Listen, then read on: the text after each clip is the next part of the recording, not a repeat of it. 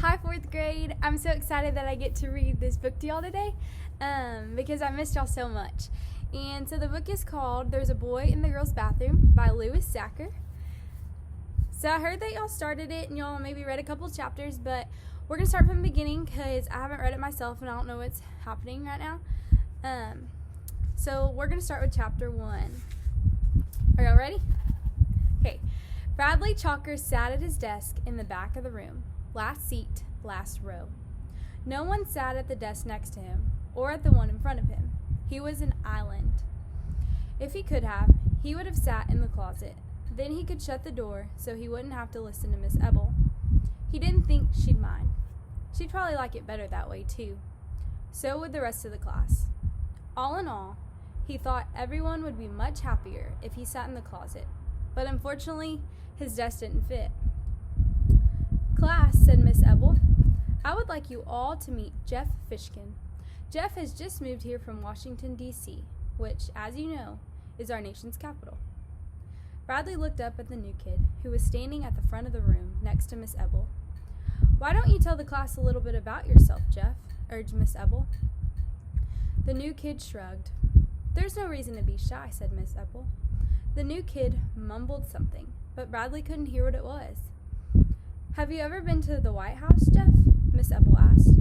"I'm sure the class would be very interested to hear about that." "No, I've never been there," the new kid said very quickly as he shook his head. Miss Ebel smiled at him. "Well, I guess we'd better find you a place to sit." She looked around the room. I don't see any place except, I suppose you can sit at the back." "No, not next to Bradley," a girl in the front row exclaimed. "At least it's better than in front of Bradley," said the boy next to her. Miss Ebel frowned. She turned to Jeff. "I'm sorry, but there are no other empty desks." "I don't mind where I sit," Jeff mumbled. "Well, nobody likes sitting there," said Miss Ebel. "That's right," Bradley spoke up. "Nobody likes sitting next to me."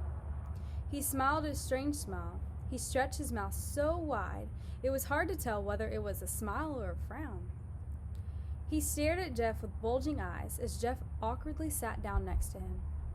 Jeff smiled back at him, so he looked away. As Miss Ebel began the lesson, Bradley took out a pencil and a piece of paper and scribbled. He scribbled most of the morning, sometimes on the paper and sometimes on his desk. Sometimes he scribbled so hard that the pencil point broke. Every time that happened, he laughed. Then he taped the broken point to one of the gobs of junk in his desk, sharpened his pencil, and scribbled again.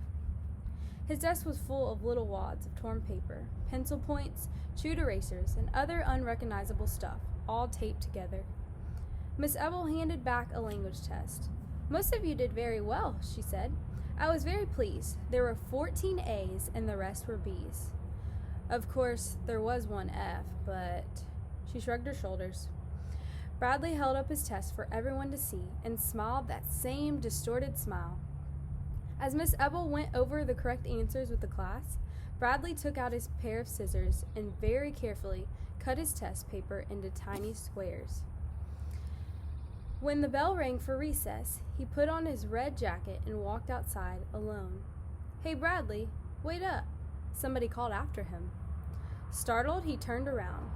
Jeff, the new kid, hurried alongside him. "Hi," said Jeff. Bradley stared at him in amazement. Jeff smiled. "I don't mind sitting next to you," he said. "Really?" Bradley didn't know what to say. "I have been to the White House," Jeff admitted. "If you want, I'll tell you about it." Bradley thought a moment, then said, "Give me $1 or I'll spit on you." And that's the end of that chapter. I have so many questions just about Jeff, the new kid, about Bradley, and about this Miss Ebel. I don't know about her. So we're going to stop there and pick up with the next chapter on the next video. So see y'all later.